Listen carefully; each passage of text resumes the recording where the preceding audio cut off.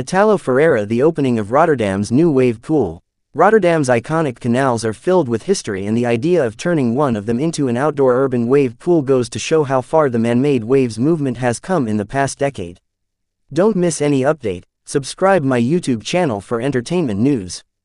The city itself isn't all that far from the North Sea, but the opportunity to drop a wave of any kind in the middle of a downtown area like the one created by Riff 010 has definitely become a unique venue. To celebrate the opening of the surf lock-powered canal pool, Riff 010 invited the whole town out for a demo.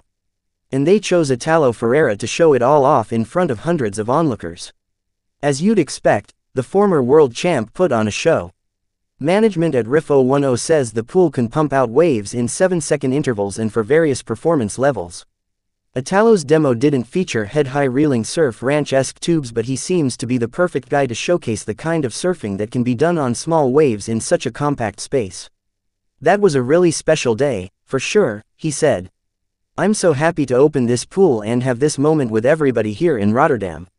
I hope I can have more sessions here. Even for a small wave, this looks like a really fun spot for a downtown session." In Tahiti, an Olympic appetizer. Brazil's Italo Ferreira rides to victory. Brazil's Italo Ferreira won the Shiseido Tahiti Pro in giant glassy tubes at the Olympic venue of Tihapo'o on Thursday, showcasing the spectacular potential of the world's best surfers in perfect waves for the world's biggest sporting event. Ferreira, the 2020 Tokyo Games gold medalist, beat Hawaiian John Florence, who will surf for the US at the Paris Olympics, in flawless but fearsome waves of 4 to 5 meters. Ferreira got the perfect start to the final, watching Florence get pummeled on his first wave, then catching 2 absolute bombs for a pair of excellent scores.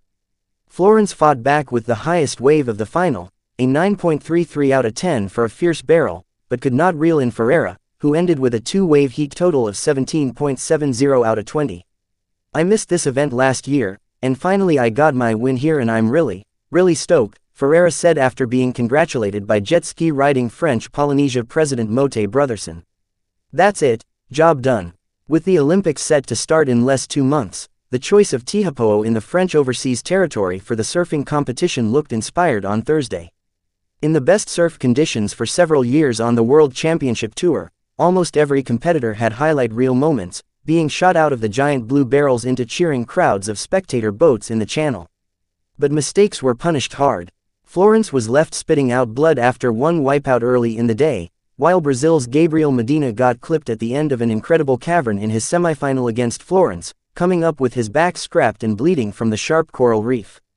Rubbing salt into those wounds, Florence caught the next wave and wrestled a dangerous foam ball in the tube for a 9.77, establishing a lead he never relinquished and cruising into the final. Ferreira, who missed out on the Brazil team for Paris, had earlier dispatched countryman Yago Dora in the quarterfinal and then Morocco's hard-charging Olympian Ramzi Boukhiam in their semifinal. Tahitian wildcard Vahine Fierro established herself as a favorite for Olympic gold at her home break with a win over fellow Olympian Brisa Hennessy from Costa Rica on Wednesday.